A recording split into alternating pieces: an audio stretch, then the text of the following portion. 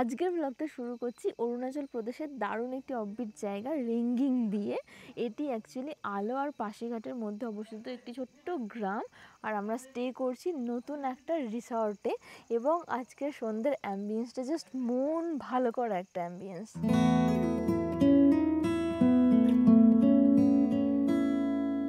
আগের ব্লগে আমরা মেচুকার এক্সপিরিয়েন্স শেয়ার করেছি, আর মেচুকা থেকে ডাইরেক্টলি সন্ধ্যেবেলা আমরা চলে এসেছি এই নতুন রিসর্টটায়, ও কক রিসর্ট।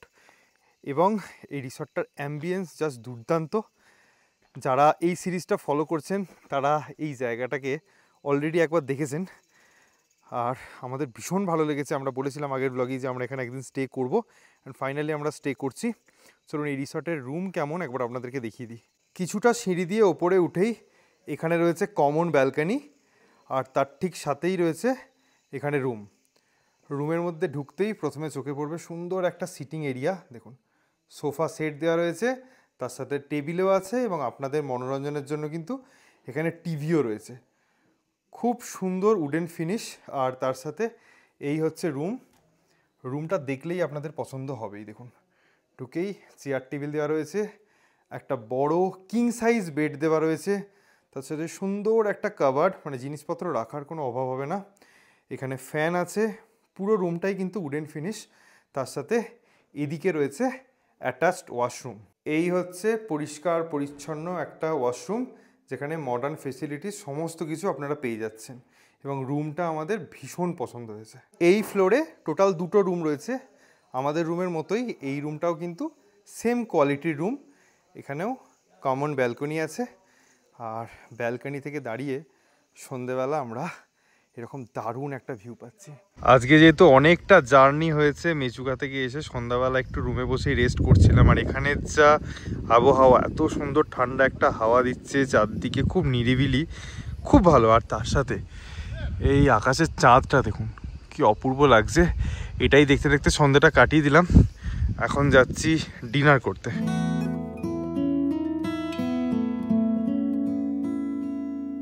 Good morning. আজকে একটা রৌদ্রোজ্জ্বল দিন, ওয়েদার কিন্তু খুবই ভালো এই মুহূর্তে। এখান থেকে কিছুক্ষণ পরই আমরা বেরোবো, তার আগে ব্রেকফাস্টটা করে নিই। তো আমাদের এখানে স্টে খুব ভালো ছিল, স্পেশালি এই অ্যাম্বিয়েন্সটা, এই যে জায়গাটা করা রয়েছে, এখানে আমরা অনেক রাত পর্যন্ত আড্ডা মেরেছি। আর এখানে যে রুমগুলো, এই বিল্ডিংয়ের রুমগুলো 3500 করে রুম চার্জ। আর ওই যে দূরের কটেজগুলো আছে, যেগুলো আমরা আগের ব্লগে দেখিয়েছিলাম, লিঙ্ক দিয়ে দেবো, আপনারা পুরো প্রপার্টিটা দেখতে পারবেন, ওই ব্লগে দেখানো আছে। ওগুলো 4000 করে। ওখান থেকে কিন্তু ভিউও পাওয়া যায় ওই রুম থেকে। তো আমাদের এক্সপিরিয়েন্স বেশ ভালো। এখান থেকে আমরা আবার বেরিয়ে যাচ্ছি নামসাইয়ের উদ্দেশ্যে। যাওয়ার আগে এই কিউট কিউট বাচ্চাগুলোর সাথে আরেকবার দেখা করে নিই। আগের দিন দেখেছিলাম, কালকে সন্ধ্যাবেলা বেরোয়নি ওরা, ঠান্ডাতে খুঁজছিলাম। 5-6খানা রয়েছে আলাদা আলাদা রকমের।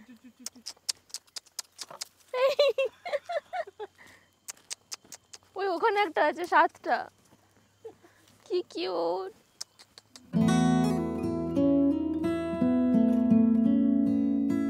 আমাদের রিসর্ট থেকে নামসাইয়ের দূরত্ব প্রায় 186 কিলোমিটার মতো। যাওয়ার পথেই হঠাৎ এইদিকে চোখে পড়লো বিশাল বড় এক অরেঞ্জ গার্ডেন, এবং প্রচুর কমলালেবু হয়ে রয়েছে, অরেঞ্জ অরেঞ্জ হয়ে রয়েছে। দেখে জাস্ট আমরা দাঁড়িয়ে পড়লাম। ভিতরে ঢুকতে হয়তো পারবো না, এখানে গেট করা রয়েছে, বেড়া দেওয়া রয়েছে, বাইরে থেকে একটু দেখি। অরুণাচল প্রদেশে একটা জায়গা থেকে আরেকটা জায়গায় যেতে হলে আপনাদের কিন্তু অনেকটা করে রোড জার্নি করতে হবে, কিন্তু এই জার্নিগুলো কখনো বোরিং হবে না যদি আপনারা চারদিকটা দেখেন। এখন যেমন এই রাস্তাটা দিয়ে যাচ্ছে, আমরা পুরো গোল গোল টার্নিং হয়ে যাচ্ছে। রাস্তায় যাওয়ার পথে এই জায়গাটা দেখে বেশ ইন্টারেস্টিং লাগলো, দাঁড়িয়ে গেলাম। এটা হচ্ছে একটা ট্রি হাউস, কোনো গার্ড ফার্ড কিছু দেখতে পাচ্ছি না। আমরা উপরে ওঠার একটু চেষ্টা করব। এই সিঁড়ি দিয়ে উপরে ওঠার পর এরকম একটু সিটিং এরিয়া আছে, বসার জায়গা। অনেক কষ্ট করে আমাদেরকে উঠতে হয়েছে লাস্টটা বেসিক্যালি। আর হ্যাঁ, এদিকে অরেঞ্জ গার্ডেন আছে, তেমন কিছু ভিউ পাওয়া যাচ্ছে না, তেমন খাস কিছু লাগলো না।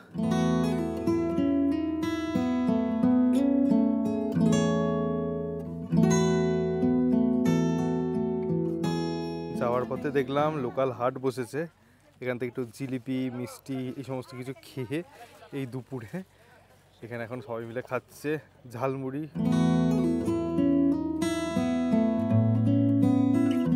এতক্ষণ ধরে যে রাস্তাগুলো দেখছিলাম তার একটা অন্য বিউটি, কিন্তু এই রাস্তাটার একদমই অন্যরকম বিউটি।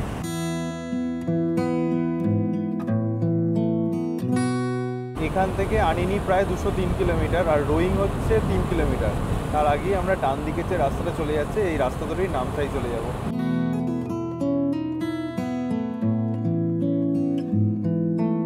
এখন আমরা এসেছি অরুণাচল প্রদেশের চংখাম অঞ্চলের একটা পবিত্র জায়গা, দ্যাট ইজ গোল্ডেন পাগোড়া।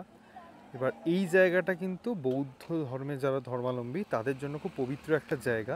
এই জায়গাটা কংমু খাম নামেও পরিচিত। চলুন একবার ঘুরে দেখি। এটা পার্কিং এরিয়া, পার্কিং এরিয়ার পাশেই আছে ticket counter, per person 20 rupees করে টিকিট। এই হচ্ছে মেন গেট। ये हम लोगों का गोल्डन पैगोडा है और प्लस ये बुद्धिस्ट मोनेस्ट्री है, प्लस ये इंटरनेशनल त्रिपिटका सेंटर है एंटायर इंडिया। बार्मीज मिशनरी आर्किटेक्चर से बनाया गया हुआ है और ये 300 आर्किटेक्ट्स बर्मा से आया था और हम लोगों का कंप्लीट ये मंदिर जो मोनेस्ट्री है ये बनाया गया था। तो आप लोग देख रहे हैं ये जो गेट 1 है, ये मेन एंट्रेंस है। यहाँ पे जाके आप लोग 3 पैगोडा से अंदर में वो पैगोडा घूम के एंटायर घूम के वहाँ पे एक छोटा गेट है, वो एग्ज़िट है, वो एग्ज़िट करके आप वहाँ पे ये सामने मेरे सामने ये और एक पैगोडा है और प्लस ये मेडिटेशन हॉल है, मेडिटेशन सेंटर है जो मेडिटेशन किया जाता है, ध्यान जिसको बोलते हैं। तो प्लीज़ वेलकम, मोस्ट वेलकम কি বলবো আমাদের ওয়েস্ট বেঙ্গলের most welcome and entire India.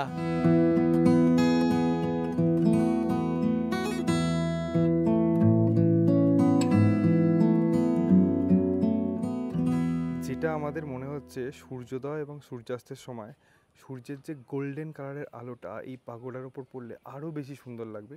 যদিও এখনও কম সুন্দর লাগছে না, বাট তখন আরও বেশি সুন্দর লাগবে।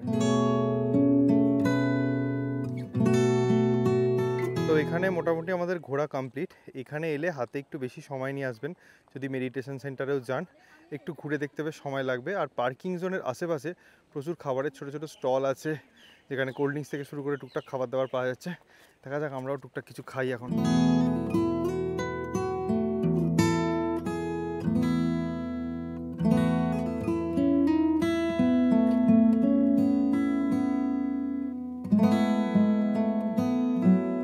নামসাই আসার রাস্তায় কিছু চা বাগান আপনাদের চোখে পড়বে। এখন যেরকম বাঁদিকে দেখুন রিসর্টে যাওয়ার রাস্তায় চোখে পড়ছে। এখানে চা বাগানগুলো একটু অন্যরকম।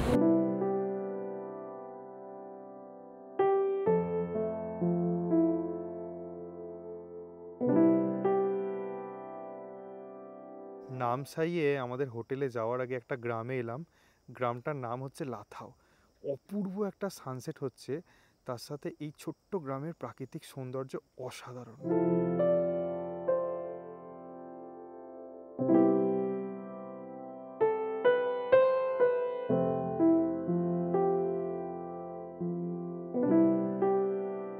আমাদের পুরো অরুণাচল প্রদেশের এই ট্রিপে এত ভালো সানসেট আমরা কখনো পাইনি। মানে কি অপূর্ব লাগছে, ক্যামেরা কোনো মতে জাস্টিস করতে পারে না এই সানসেটটার।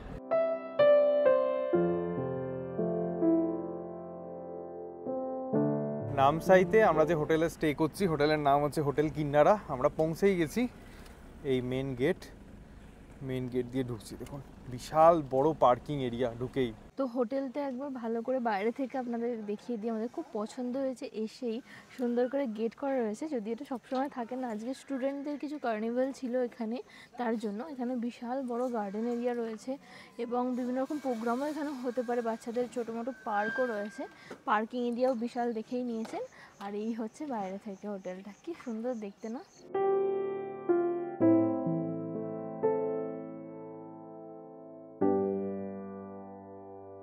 বাইরে থেকে তো রিসর্টটা ভীষণ সুন্দর দেখতে। এই হচ্ছে রিসর্টের মেন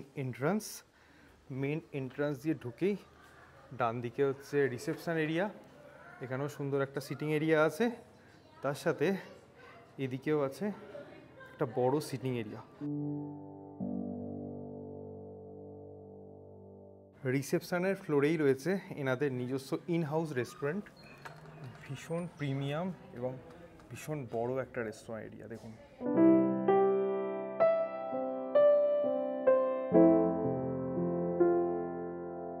রেস্টুরেন্টের ঠিক পাশেই আছে এনাদের নিজস্ব বার কাউন্টারও।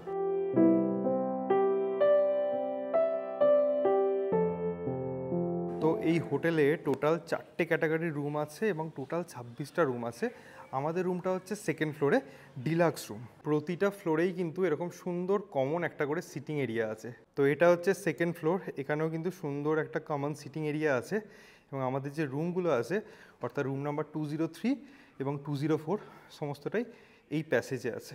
চলুন একবার রুমটা দেখিয়ে দিই। তো এটা হচ্ছে রুম নাম্বার 204 ডিলাক্স রুম। আজকের জন্য এটা আমাদের রুম। একদম রুমে ঢুকেই শুরুতেই আছে একটা বড় কাভার্ড জিনিসপত্র রাখার জন্য, এবং তার ঠিক অপোজিটেই আছে সুন্দর একটা প্রিমিয়াম ক্যাটাগরির ওয়াশরুম। দেখুন সমস্ত ধরনের মডার্ন ফেসিলিটিস আছে, তার সাথে এখানে টয়লেটারিজও দেওয়া আছে। বেশ পরিষ্কার পরিচ্ছন্ন ঝাঁ চকচকে একটা ওয়াশরুম, এবং ঠিক সামনেই আছে একটা বড় মিরর। আর এই হচ্ছে পুরো রুম। দেখুন কি সুন্দর রুমটা। এখানে একটা বড় কিং সাইজ বেড আছে, তার সাথে দুটো সাইড টেবিল, সুন্দর টেবিল ল্যাম্প, এবং এই যে ডিজাইনটা পিকচারটা কি অপূর্ব লাগছে দেখুন। তার সাথে রুমের মধ্যেই বসার জন্য সুন্দর একটা সোফা সেটও আছে, এবং এখানে ওয়ার্ক ডেস্ক আছে, আপনাদের মনোরঞ্জনের জন্য টিভিও দেওয়া আছে। এখানে লাগেজ সেকশন, এবং এখানে আছে টি এবং কফির কিছু পাউচ, তার সাথে 2 বোতল জল। তারই সাথে এই রুমে আছে অ্যাটাচড ব্যালকনিও। সুন্দর একটা ব্যালকনি, সন্ধেবেলা বা রাত্রিবেলা বা সকালবেলা আপনারা এখানে বসে টাইম স্পেন্ড করতে পারবেন। তার সাথে ব্যালকনি থেকে এরকম ভিউ। তো ওভারঅল কিন্তু আমাদের রুমটা ভীষণ পছন্দ হয়েছে। তো আমরা এই হোটেলে দুটো রুম নিয়েছি। রুম নাম্বার 204 আমাদের, রুম নাম্বার 203 যেটা অর্থাৎ পাশের রুমটা, ওটাও কিন্তু একই ক্যাটাগরি একই কোয়ালিটির রুম। প্রতিটা রুমেই কিন্তু বিশাল বড় একখান বেড রয়েছে, মানে যদি রোগা রোগা হন তাহলে কিন্তু 3 জনও কমফর্টেবলি ধরে যাবে। তার সাথে পুরো রুমের সাইজ দেখে নিয়েছে, লাগেজ সেকশন আছে, টিভি আছে, সমস্ত কিছু একটা হোটেলে যেটা ফেসিলিটিস দেওয়ার কথা সমস্ত কিছু ফেসিলিটিস কিন্তু এখানে অ্যাভেলেবেল আছে। তার সাথে আছে অ্যাটাচড ওয়াশরুম। তো সব মিলিয়ে আমাদের প্রতিটা রুম কিন্তু ভীষণ পছন্দ হয়েছে। এখানে বিভিন্ন ক্যাটাগরি যেহেতু রুম আছে বললাম, আমাদের রুমটা যেটা পড়েছে মোটামুটি 4700 ইনক্লুডিভ আপনার ব্রেকফাস্ট নিয়ে পড়েছে। তো এবার যত হায়ার ক্যাটাগরিতে যাবেন আপনাদের প্রাইসটা বাড়তে থাকবে। ডিসক্রিপশানে নাম্বার দেওয়া থাকবে, আপনারা চাইলে নামসাইয়ের এই হোটেলটা একদিনের জন্য বুক করতেই পারেন। আমাদের এই ট্রিপের লাস্ট ডেস্টিনেশন হচ্ছে নামসাই। মানে কিছু মানুষজন আনিনি, নামসাই, রোয়িং এই পার্টটা করে, বাট আমরা এটা পরে করব। তো আমরা বেশ কয়েকদিন খুব হেকটিক গেছে, আমরা চেয়েছিলাম লাস্ট দিনটা আজকে বেশ একটা লাক্সারিয়াস প্রপার্টিতে থাকবো এবং সেটাই করছি। এখানে সন্ধ্যেবেলা আমরা একটা দুটো আইটেমও অর্ডার দিয়েছিলাম, বেশ ডেলিশিয়াস দেখতে এবং তার সাথে খুব ভালো টেস্ট। তো তখনই ডিসাইড করলাম আমরা আর কোথাও যাব না, এখানেই ডিনারটা করব, যেহেতু ডাইনিং হলটাও খুব সুন্দর দেখতে আর খাবারের টেস্টও আমাদের ভালোই লেগেছে। তো এখন অনেক রাত হয়ে গেছে, প্রায় 9:30 বাজে, আমরা এসেছি ডিনার করতে। এখানে খাবারের প্রচুর অপশানস আছে, আমি আপনাদেরকে একটা পেজ দেখিয়ে দিচ্ছি, তাহলে আপনাদের একটা প্রাইসিংয়ের আইডিয়া হয়ে যাবে। তো ডিনারে আমরা নিয়েছি প্লেন বাটার নান, তার সাথে একদম প্লেন সাদা ভাত, এখানে আছে চিকেন কষা, আর এখানে মাটনের একটা আইটেম। কোয়ান্টিটি দেখে কিন্তু ঠিকঠাকই লাগছে। ডিনার করার পরে আমরা হোটেলের চিলড্রেন্স পার্কে এসেছি। এখানে 3 জন চিলড্রেন আছে, প্রাপ্তবয়স্ক চিলড্রেন, ওই যে 2 জন ওখানে আর 1 জন এখানে। হ্যাঁ, ও আমিও বসবো না, আমি তো প্রাপ্তবয়স্ক চিলড্রেন না। দেখি আমিও ঘোরাতে যাবো। এই যে দেখুন আরেকজন ঘুরছে, ভাবছে কি করব, কোনটায় চাপবো। হ্যাঁ, এই যে আমি একটু চাপি। মানে যাদের বাচ্চা টাচ্চা থাকবে তারা এই হোটেলে খুব মজা পাবেন। এই প্রাপ্তবয়স্ক বাচ্চাগুলোই এত মজা পাচ্ছে, তাহলে বাচ্চাগুলো অরিজিনালি কত মজা পাবে। দোল দোল দুলুনি, রাঙা মাথায় চিরুনি। ওয়াও।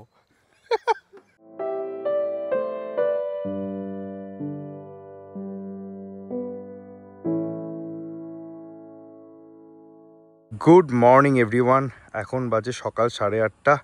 আজকেও কিন্তু ওয়েদার দারুণ, একদম ঝাঁ চকচকে নীল আকাশ, তার সাথে সকালবেলা উঠেই একদম ফ্রেশ হয়ে নিয়েছি। কিছুক্ষণ পরে আমরা ব্রেকফাস্ট করব, তার আগে হোটেলটা আপনাদেরকে বাইরে থেকে দেখিয়ে দিই। রাত্রিবেলা দেখেছেন, এই হচ্ছে দিনের বেলা। এখন আমরা এসেছি ব্রেকফাস্ট করতে এনাদের রেস্টুরেন্ট এরিয়ায়। যদি প্রতিটা রুম ফুল থাকে অর্থাৎ গেস্ট প্রচুর থাকে তখন কিন্তু বাফেট ব্রেকফাস্ট হয়, আদারওয়াইজ আলা কার্টে অর্ডার করতে হয়, আর রুমের সাথে ব্রেকফাস্টটা কমপ্লিমেন্টারি থাকে। তো আমরা ব্রেকফাস্ট করে নিয়েছি, টেস্ট ঠিকঠাক ছিল। কালকে স্টার্টার আমাদের খুব ভালো লেগেছে, মেন কোর্সটা অতটাও লাগেনি। এই জায়গাটা এলে মেন পয়েন্ট হচ্ছে এখানের কাছে পিঠের মধ্যে গোল্ডেন পাগোড়া, যেটা আমরা কালকে ঘুরে নিয়েছি। তারপর টুকটাক গ্রাম টাম রয়েছে, ওগুলো আপনারা ঘুরতে পারেন। আর যদি একটু সময় থাকে একটা দিন গোটা দিন, তাহলে আপনারা পরশুরাম কুন্ড যেতে পারেন। এখান থেকে বেশ অনেকটাই দূর, মানে একটা গোটা দিনই লাগে। আর নামদাফা ন্যাশনাল পার্ক রয়েছে, ওখানেও আপনারা যেতে পারেন, ওটাও বেশ কিছুটা দূর, একটা গোটা দিন লেগে যাবে। তো আমাদের হাতে অত সময় নেই। এখানে কাছে পিঠের মধ্যে 3টে রিসর্ট রয়েছে, একদম নদীর ওপর, আলাদা একটা ভাইবস। আমরা তার মধ্যে একটা জায়গায় যাচ্ছি।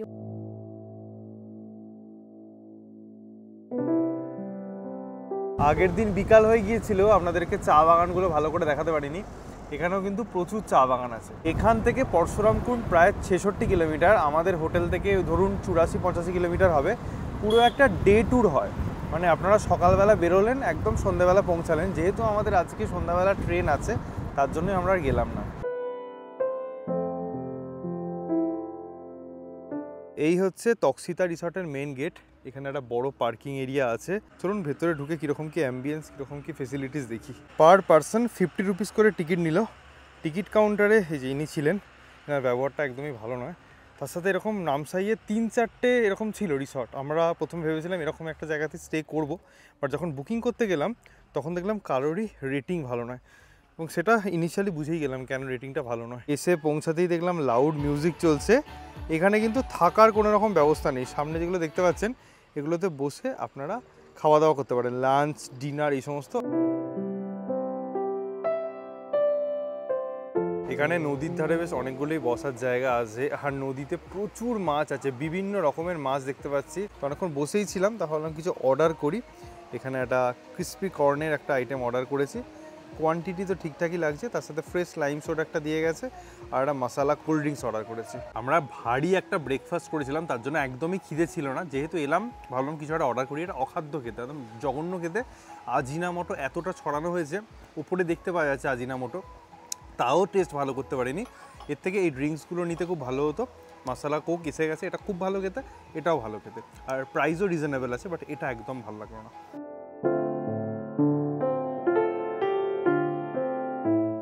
যদি আপনাদের মনে হয় এরকম একটা অ্যাম্বিয়েন্সে লাঞ্চ, ডিনার কিংবা ব্রেকফাস্ট করবেন, তাহলে আসতেই পারেন। আর পার্টিকুলারলি এই রিসর্টে যেহেতু থাকার ব্যবস্থা নেই, তো এরকম কিছু রিসর্টস আছে যেখানে আপনারা থাকতেও পারেন। রিভার সাইডে থাকলেন, একটু স্নান টান করলেন, মজা করলেন, আনন্দ করলেন।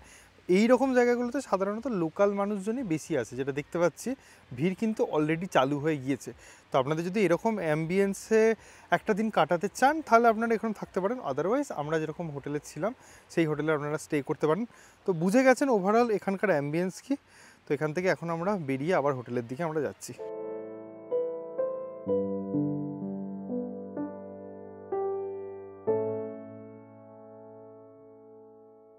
সো ফাইনালি ঘুরে ফিরে আবার আমরা হোটেলে চলে এসেছি। আজকের এপিসোড অর্থাৎ নামসাইয়ের এপিসোডটা যারা প্রথমবার দেখছেন তাদের জন্য বলে রাখি, আমাদের এই অরুণাচল প্রদেশের ট্রিপটা চালু হয়েছিল জিরো থেকে।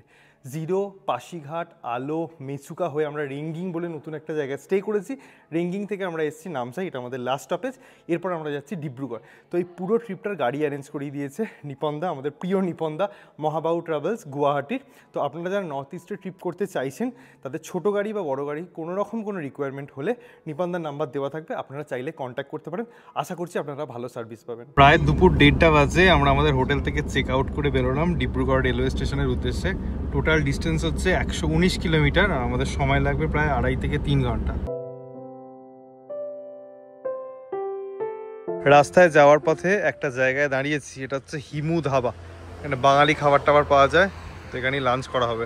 আমরা এখানে বসে বসে 3 প্লেট, এটা হচ্ছে বড়লি মাছ ভাজা খেয়েছি, দুর্দান্ত খেতে। এটা হচ্ছে এখানকার ভেজ থালি, অনেক রকম বেশ আইটেম দেওয়া আছে, কুমড়ো, কচু শাক, ব্যাম্বু শুট, আলু ভাতে, এই সমস্ত কিছু আছে। তার সাথে আমরা দেশি চিকেন অর্ডার দিয়েছি, সেটা আসছে। পারিবারিক ধাবার খাবার ভালো ছিল। ভালো, হিমু পারিবারিক ধাবা। হিমু পারিবারিক ধাবা।